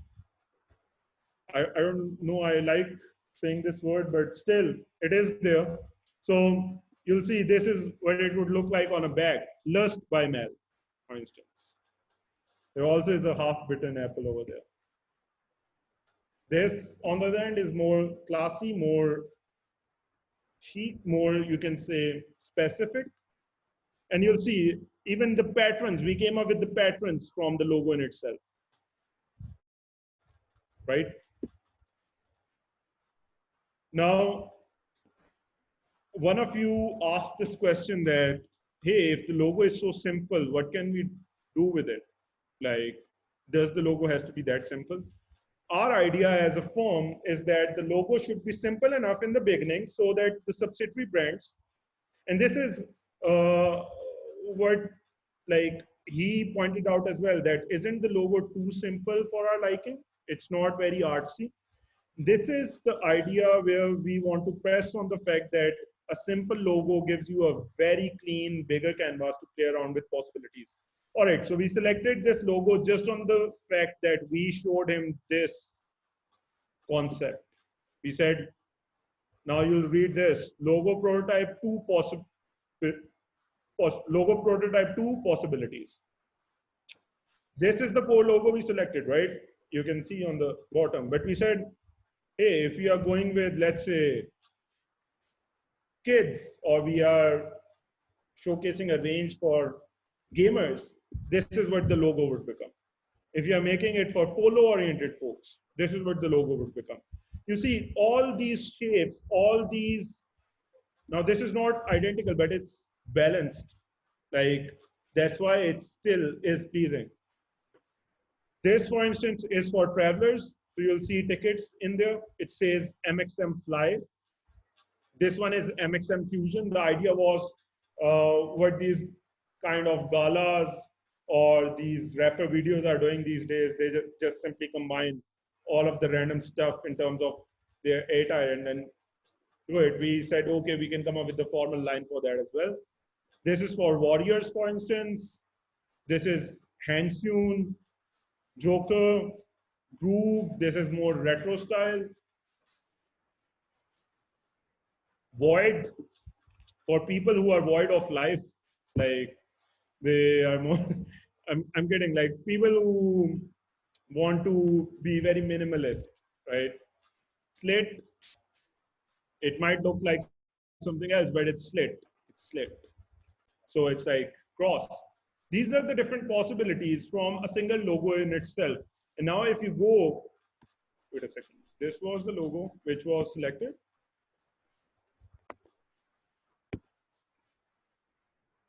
This is the trippy version of the logo. So you'll see we added blue and pink to make it more trippier so that you feel a bit dizzy. This is the clean version of the logo. And then if you see on the Instagram, we are doing a pretty swell job at maintaining that one brand schema. So this would be it from my side in terms of showcasing stuff. Now we can ask questions. I guess I'm right on point, and that's a new. So yeah, kudos to you, man. We are right on time. So Jeff has a question. Osama, if you could read it out. It's a long question. Sure Best that you read it. So the question is, how does it work in Pakistan? Do you get copyrights for a logo? And how do you make sure while designing a brand's logo that no other brand in the world looks like it? The second part of this question is the most important question to be answered these days. But first I'll answer the first part. So how does it work in Pakistan? Yes, we do have a body which kind of is apparently controlling trademarks, copyrights, and other issues which are related to IP laws by law, and by actually practice, you should actually have a registered logo. But the problem with Pakistani, how do I put it? I don't want to malign my country because the kind of patriot I am, but the first step of solving a problem is acknowledging there is a problem. The problem with Pakistan is that even if your legal side is all covered, there still would be some loopholes and there still would be some knockoffs and brands out there. You come here in Pakistan and you'll see different versions of Adidas, Nike, Gucci, Versace, all over, right? Second part is the most important part. The problem these days is that designers, you'll see at times, there would be reports that, hey, this company came up with this logo, which is an exact copy of this one brand in itself.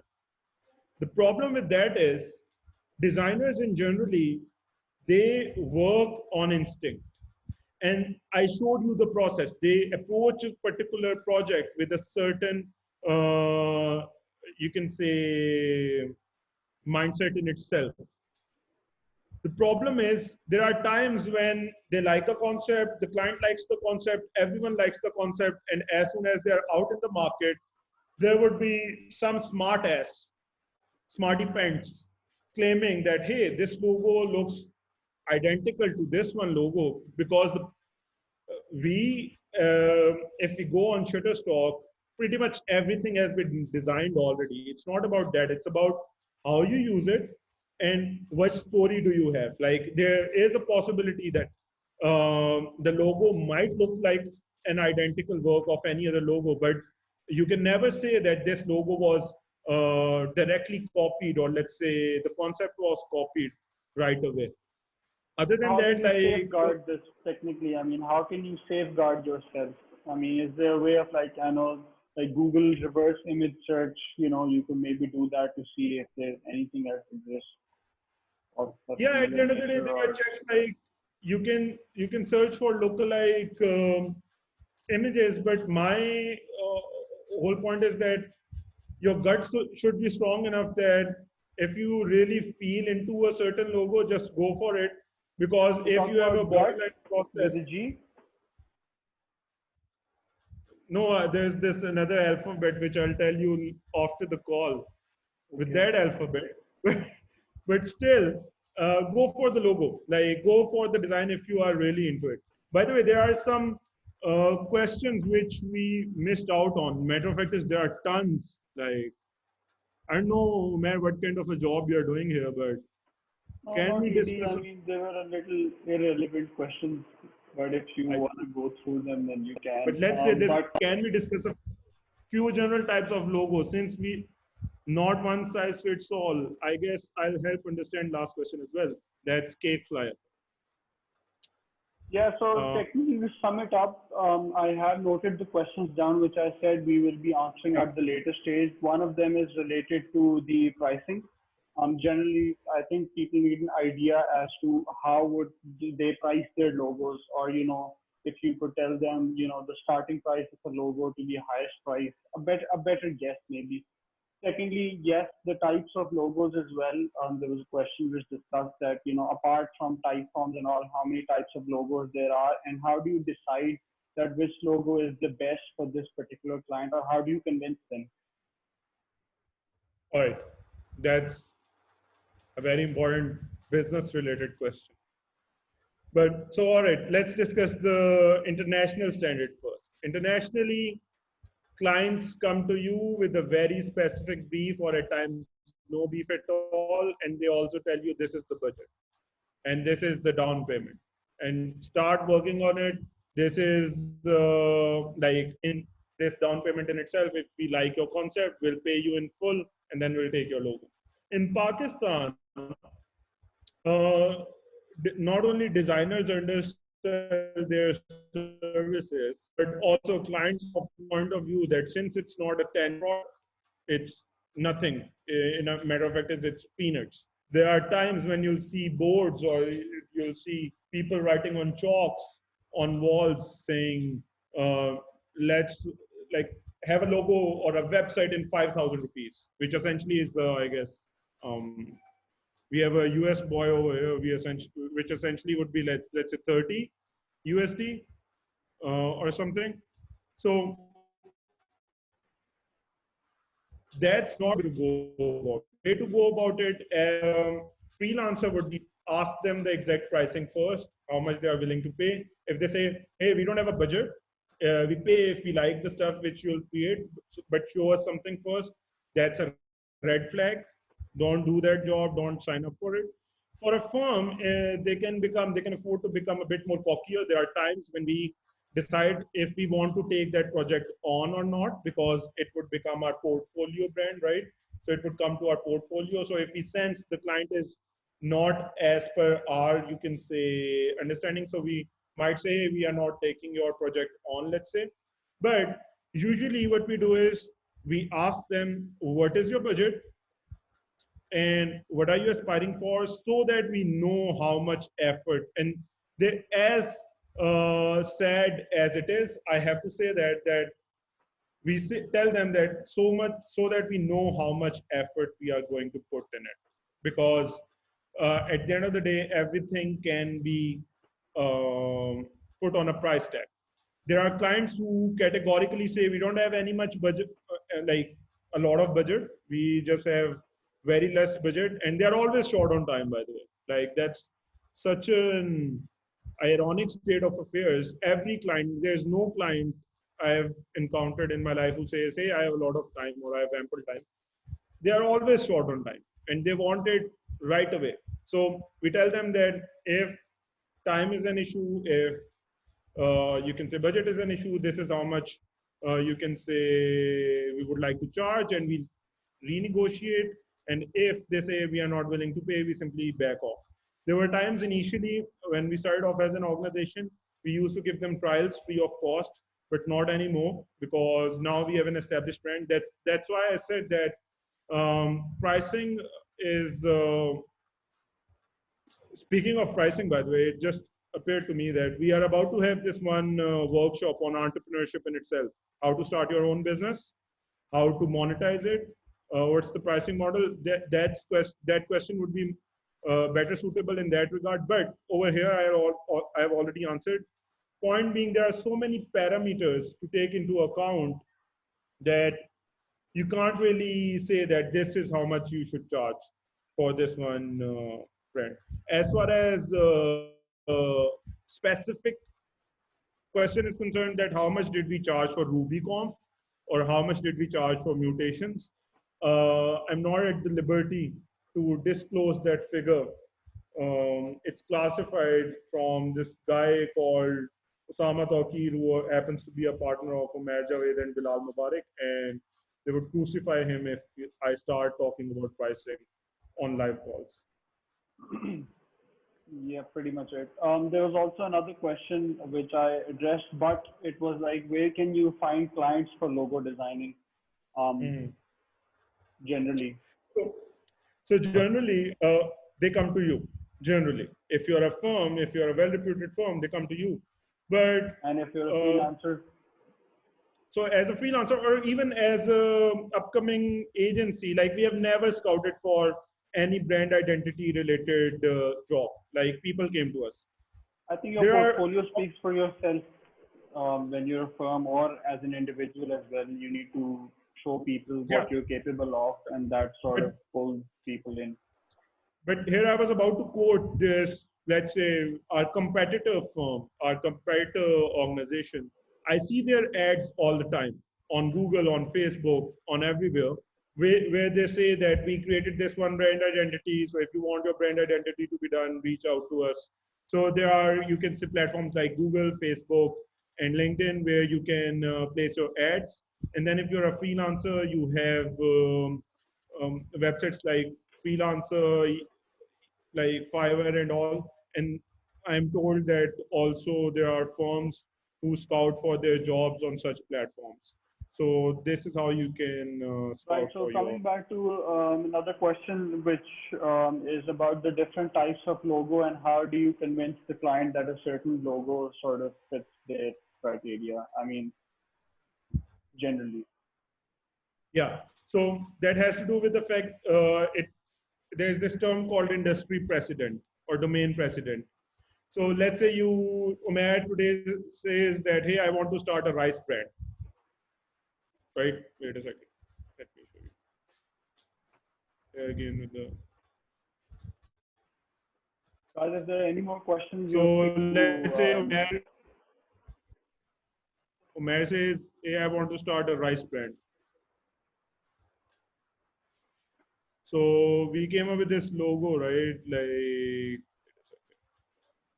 so we would be like, is there any precedent of a branding like this in the rice space? So it's a two-edged sword. If there is not, you can say it would be better off if we do it like this because it's the modern approach. If it's not, you can say, hey, no one is doing that, so you should not do that. So you should stick with your competitors. It really depends on the vibe and the mood of your client in itself. Like, this is the logo, right?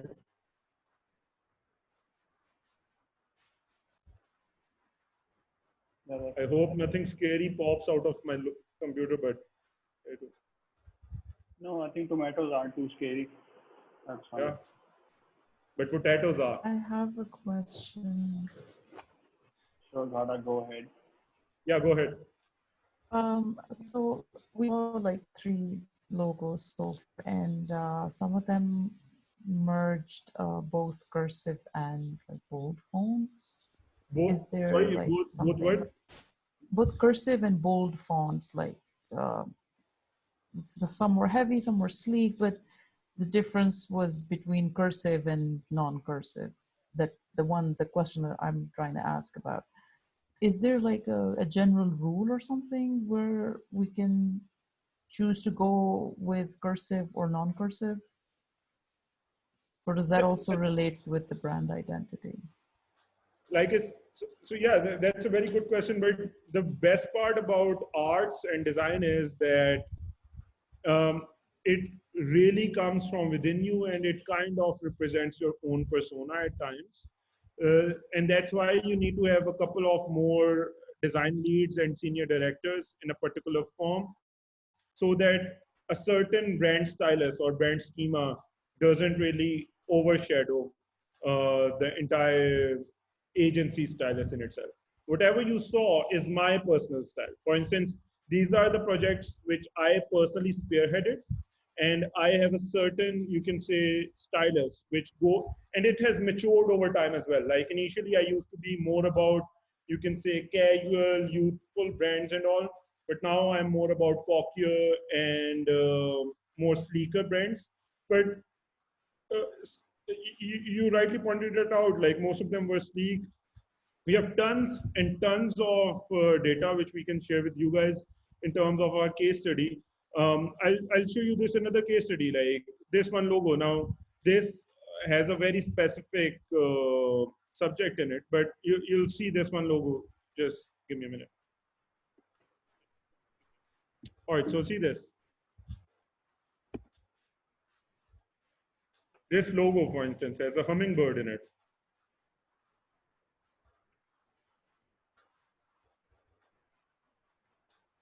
And if you go on their Instagram, you type Green3, you'll see they are following a very specific, how do I put it? A very specific education related stylus.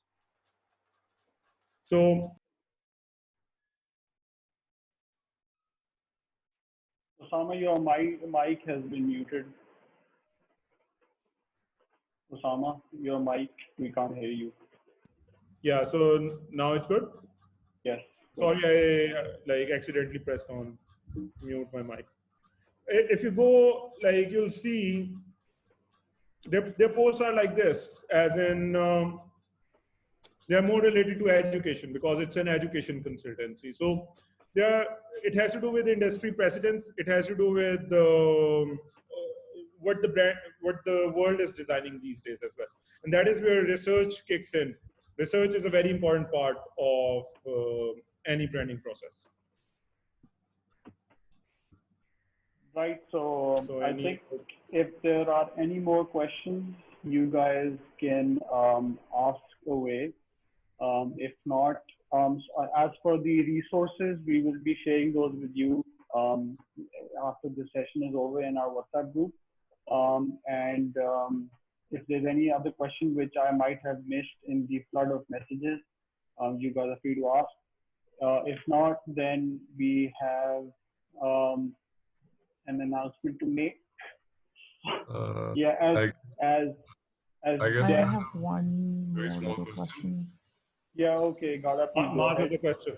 Maz has a question. Maz has a question. And Ghada as well. Thank you for sharing all these informations. And yeah, it was a really good session. But yeah, let's assume that we find a very good client and we are really good at designing a logo as well.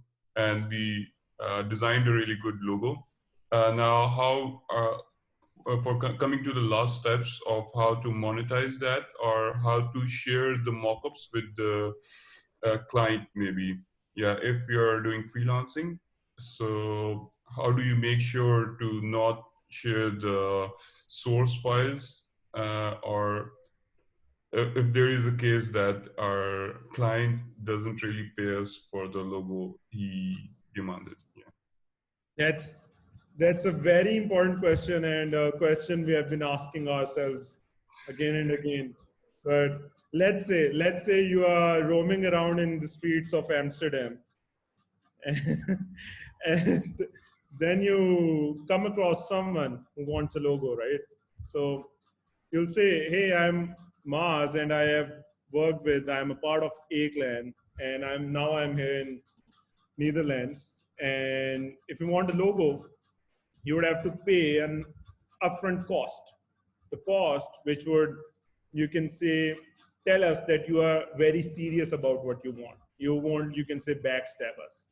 Now, there are times when you have to bring in a contract in itself, and ideally contracts do the job, like your IP is secured. But in Pakistan, as you know, that might not be the case. But in EU, it's very, you can say, specific. I've been exposed to that one ecosystem, and the checks based over there are very good, right? So you sign that contract and you are like, I would do these many iterations and I'll charge you this much for every iteration if your brief is not good enough. And then you show them a sample logo. But the problem with that is, here I would like to do a very small trick for you guys, which would kind of boggle you in its entirety. The question is that any logo, whatever logo you have sent him, no matter what format you sent him in, it is copyable in a matter of few minutes. So tell me one logo, like, tell me one, Mars, give me one logo, like any logo you want to copy, let's say. We'll do it right now. I guess we can start with Gucci. Gucci first. Lena Akil says Cardi, or Who Lucia says? says Fortnite. All right, let's do all of them. Oh, there, just take a screenshot and it's done. No, it's not like that. So if you have a raster, so see, this is the most important part. If you have a raster logo, that means you don't have the logo. You need to have an Illustrator-based vector logo. Could you So what I'll define do what a is, raster logo is for people who have no knowledge of design? Umair, I touched this topic in the first 30 minutes. I told about raster and vector, like Photoshop and Illustrator. Okay, if you don't want to repeat. All right, I'll show you. See this. See this. Let's say I brought this one logo on my canvas, right? Now this logo is pixelating because it's raster. I don't have the source file to it. There's this very powerful tool which Illustrator gives you. Again, it has to do with piracy at times, so be careful with that. I click on this, I say image trace, and there I have. I just recreated Gucci's logo.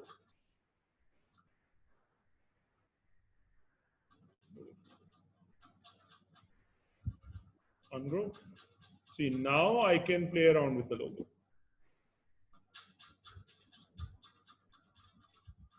Right? Now it's vector. Now I can even change the colors.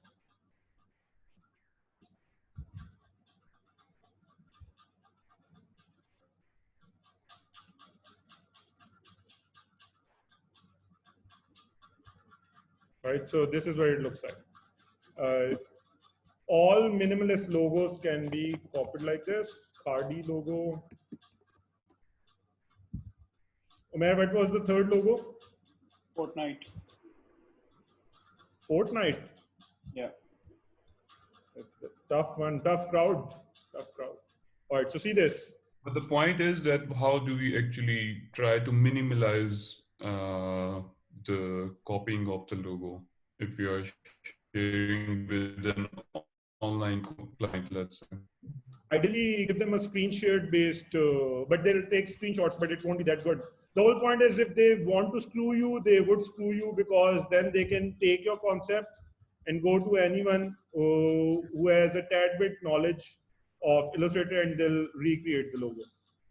So I guess choose your clients wisely technically, because let's say now we have this, right? We just change this. We can play around with this and a couple of tweaks and the logo would be as good as new. All right. So I'm not doing like, I'm not recreating the logo for Fire Secret Songs. Fortnite. I haven't seen Fortnite. I guess we already proved the point. So. Oh, it's very easy. So this one logo, like I said, you need to see if the logo is all black and white, it's very easy to copy. Now this is all.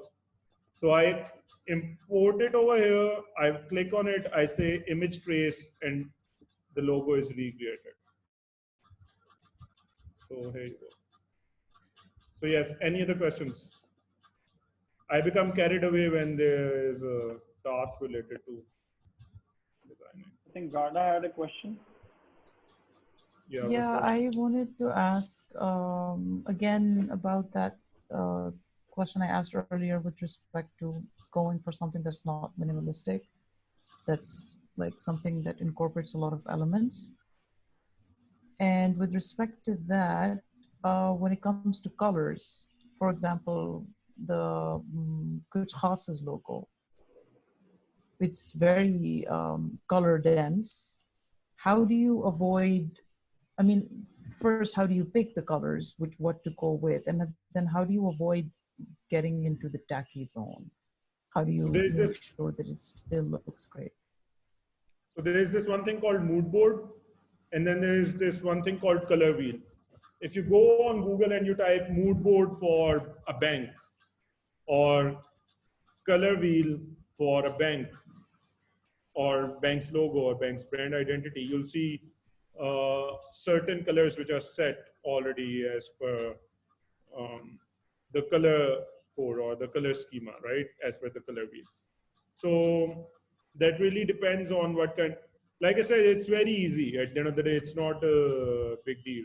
It all depends on what kind of style you have and what kind of a logo you are making. Umair, if you want to ask more questions, we can have more questions. Otherwise, I am done with whatever I wanted to say. Or we can just take last 3 questions and that would be it, if there are any. I think we are pretty much done with all the questions. Guys, if you have any more questions lined up, now's the time. Otherwise, we've got an announcement to make by a species which is known to us and is not extinct. The species has been in the call for quite some time, but now it's decided to be more visible. So no more questions then? I do not think we have any more questions. All right, Cakefly, you can unmute your mic now. There. Good. Hello, everyone. Can you guys hear me? Yep. Okay, that's great. How's everybody doing? I hope everyone's doing well. And thank you, Sama. It was a very insightful. Oh, nice. Bojack is also back. But no problem at all. No problem at all. written over his face. Okay, it's gone now. Great. Osama, that was a very informative and insightful talk and execution and demonstration. I really liked it. Even I got to learn so much after having been in the industry for so long. So great job. Humbled and honored. So am I. To be here. Honored to be here. So I have an announcement to make because I've been in demand. I got to know. So we'll be doing a workshop / session on color theory coming week. It'll be on a weekday. So the date has not yet been decided. We'll go through how colors are formed, and how colors affect your brands, and how they will help you not only in improving your aesthetics, but also you can make the right choice of color for your art, for your brand, for whatever work you want to do. We'll also go through how we make colors on Photoshop digitally, and what color types are there, like RGB, CMYK, RNB, and how these things like differentiate from each other. Like Osama also mentioned RGB and CMYK in this session, but we'll go in depth in that workshop. And we'll also do some exercises which will make you think in colors. Like if I give you a word, you'll have to think colors for that word. So that will help you a lot, I think, in everything, basically. So let's see. That's great to hear. That's great to hear. So that was the announcement. We've got another workshop coming up sometime this coming week. And I hope today's session was worth it for you guys. It did really adhere to the time limit which we set, but we're still 30 minutes overboard. But I guess that's fine because we were addressing all different sorts of questions. So guys, if there's no more questions, I think we will end this session officially, and stay tuned on our WhatsApp group. We will be sharing some of the resources which we promised. And just a reminder, the entire recording of today's session will also be uploaded on our YouTube channel, the link of which I'll share again in the group. And with that, I think it's time to say adios. Okay, guys. By the way, Umair, I have this last statement to make. Yeah, man. Hurry up. I can't breathe in here. So basically, when it comes to A-Clan and its like design department, we are always on a lookout for new designers. So at the end of the day, if you guys are interested in joining A-Clan per se as a designer or as a design intern, we'll be happy to do that. And in that regard, we'll throw like proper real-time jobs at you so that you can understand in the industry in itself. If not, you can recommend more and more folks from within your industry to join A-Clan. That would be it. And then make law for me. Because, throw jobs at us. Sorry? Osama is going to throw jobs, like literally throw jobs. All right, guys. That was pretty much it. I didn't understand a thing, but something positive directed towards you, Sama. All right, guys. Take care. I'm about to faint because there's a lot of carbon monoxide in this mask. All right, guys. See you.